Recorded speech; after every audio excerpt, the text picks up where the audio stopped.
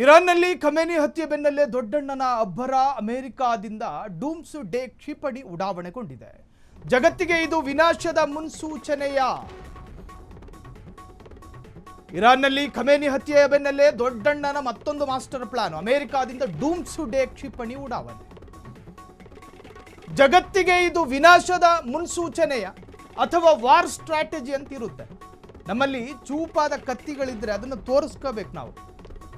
ಆಗ ಎದುರಾಳಿಗೆ ಭಯ ಹುಟ್ಟಬೇಕು ಅನ್ನೋ ಕಾರಣಕ್ಕೋಸ್ಕರ ಕೆಲವೊಮ್ಮೆ ಅದರ ಪ್ರದರ್ಶನ ಮಾಡಲಾಗುತ್ತೆ. ಜಗತ್ತನ್ನೇ ಸ್ಮಶಾನ ಮಾಡಬಲ್ಲ ಮಹಾಸ್ತ್ರ ಅದು. ಮಿನಿಟ್ ಮ್ಯಾನ್ ಕ್ಷಿಪಣಿ ಪರೀಕ್ಷಿಸಿದ ಅಮೆರಿಕ, ತನ್ನ ಗುರಿಯನ್ನ ನಿಖರವಾಗಿ ಧ್ವಂಸಗೊಳಿಸಿದ ಡೂಮ್ಸ್ ಡೇ ಕ್ಷಿಪಣಿ. ರಷ್ಯಾ ಇರಾನ್ ಎದೆಯಲ್ಲಿ ನಡುಕ ಹುಟ್ಟಿಸಿದ ಪ್ರಳಯಾಂತಕ ಅಸ್ತ್ರ ಅದು. ಇರಾನ್ನಲ್ಲಿ ಖಮೇನಿ ಹತ್ಯೆಯ ಬೆನ್ನಲ್ಲೇ ದೊಡ್ಡಣ್ಣನ ಅಬ್ಬರ.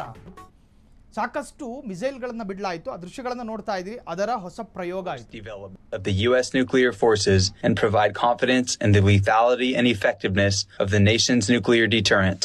This launch, designated GT-255, was scheduled years ago and is not in response to world events.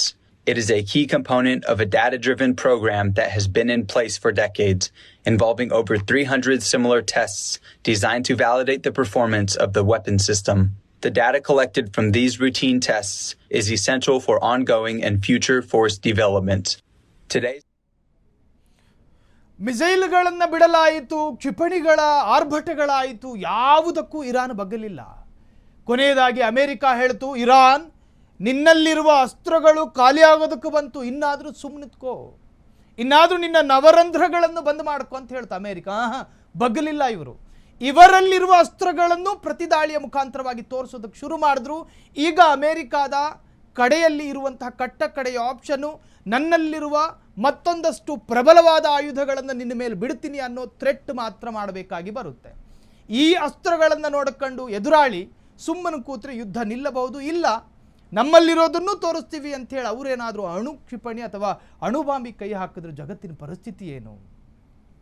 ಯುದ್ಧಗಳ ಮುಖಾಂತರವಾಗಿ ಇಡೀ ಜಗತ್ತೇ ದೊಡ್ಡ ಸ್ಮಶಾನವಾಗಿ ಬದಲಾಗುತ್ತೆಯೇ ಹೊರತಾಗಿ ಅಭಿವೃದ್ಧಿ ಹೊಂದುವ ಯಾವ ಲಕ್ಷಣಗಳು ಕೂಡ ಅದರಲ್ಲಿಲ್ಲ. ಯುದ್ಧ ವಿನಾಶವೇ ಹೊರತು ವಿಕಾಸ ಖಂಡಿತ ಅಲ್ಲ ಅನ್ನೋದು ಜಗತ್ತಿನ ಅನೇಕ ದೇಶದ ಪ್ರಜೆಗಳ ಅಭಿಪ್ರಾಯ. ಕ್ಷಣ ಕ್ಷಣದ ಸುದ್ದಿಗಳಿಗಾಗಿ ಫ್ರೀಡಂ ಟಿವಿ ಸಬ್ಸ್ಕ್ರೈಬ್ ಮಾಡಿ, ಲೈಕ್ ಮಾಡಿ ಹಾಗೂ ಫಾಲೋ ಮಾಡಿ. ಹೊಸ ಸುದ್ದಿಗಳ ನೋಟಿಫಿಕೇಶನ್ಗಾಗಿ ಬೆಲ್ ಐಕಾನ್ ಮೇಲೆ ಕ್ಲಿಕ್ ಮಾಡಿ.